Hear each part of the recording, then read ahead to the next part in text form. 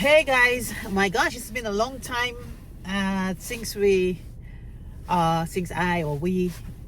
did some kitchen table issues, and I just thought that so many things are happening now, so many things within around the Caribbean, and they are, Caribbean issues mainly. Maybe over now and then I'll highlight something other than Caribbean, but for now I'll highlight the Caribbean. And it's a big thing right now, Caricom. And really, is Caricom really working for us? What is the status of Caricom? Is Caricom more talk than walk, more fluff than reality? But there's this huge Caricom heads of governance meeting going on right now in St. Kitts, I believe. And there's so many issues hitting us left, right, and center. But at the core of it is whether Caricom has been an effective force within the region. And I mean, opinionated as I am, I will honestly say it's something that for a while I've been kind of crying about. Caricom.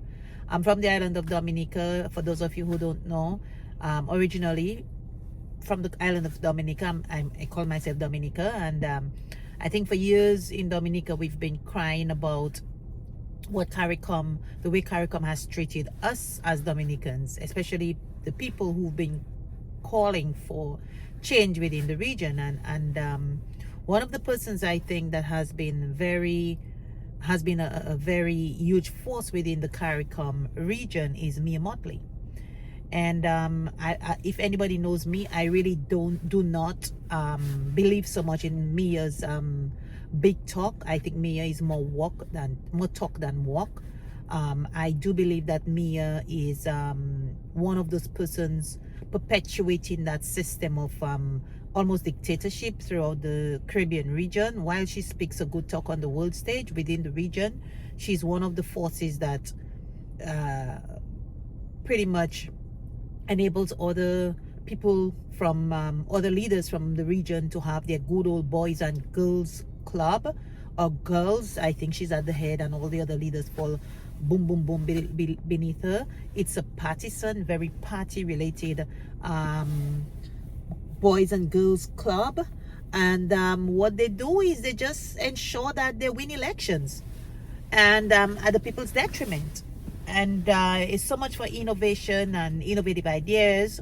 They suppress opposition forces, really. And an example of that is when Dominica, during the 2019 elections, when Dominicans wanted electoral change for their election, she was one of those persons who ensured that Dominicans, she was going to quell any kind of dissent that allowed Dominicans to get that change by approving regional forces. Only Dominica is the only island that they've ever done that to come to Dominica, tear gassing the innocent people of Salisbury for hours on end, and also ready to kill the villagers in Marigot people who stood up for electoral change.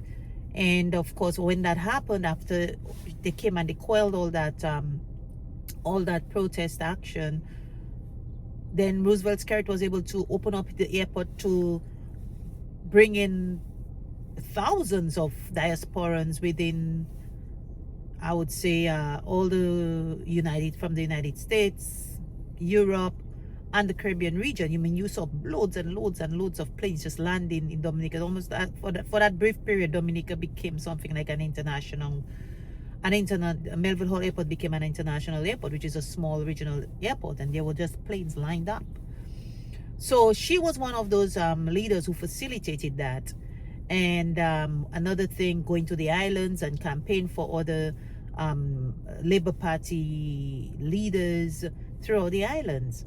So now so much is happening within Caricom, and I guess right now you have leaders who are saying, well, listen, this Caricom thing is not working. Trinidad leader, for one, is making that case that what is the effectiveness of Caricom?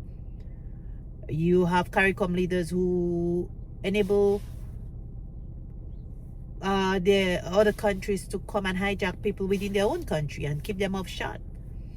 Yet you will have somebody like Mia Motley on the world stage knocking her chest and saying how preaching in injustices and how it should have a more just system, but when right in her backyard, she doesn't uphold that. She did win landslide election in Barbados, but 38% of the voting population voted, the lowest voter turnout ever. And so it's either one of two things, that Barbados are just, they have fatigue from voting and they don't see a better choice than Mia. So they just decided, you know what, we'll just vote for Mia. And so a greater part, almost 70% of the population decided they're not voting. And that says a lot. So again, I mean, given that Caricom region, with what's going on right now, and these heads of state where you have leaders applauding leaders and leaders not applauding leaders because they don't fly a red Labour Party flag within the region, it says a lot about the level of democracy, innovativeness, and innovation, change, evolution that we really need as a people within the region. I mean, there is so much for progressivism. We need to be a progressive country. We need to be progressive countries. Roosevelt Skerritt recently said he's never been in the opposition and he will never be in the opposition. What does that tell us? What does that tell us? So if that is, I guess, how the region works, where their objective is simply just to win elections. That's what they do, you know, at the people's expense, at the people's detriment, at the point of no innovation or very little innovation, very little progressivism, where people can live better lives. Then why do we have Caricom? Really, on it, is it even worth having Caricom? Good question. I think each of us need to ask that question and see whether we can find answers to those questions.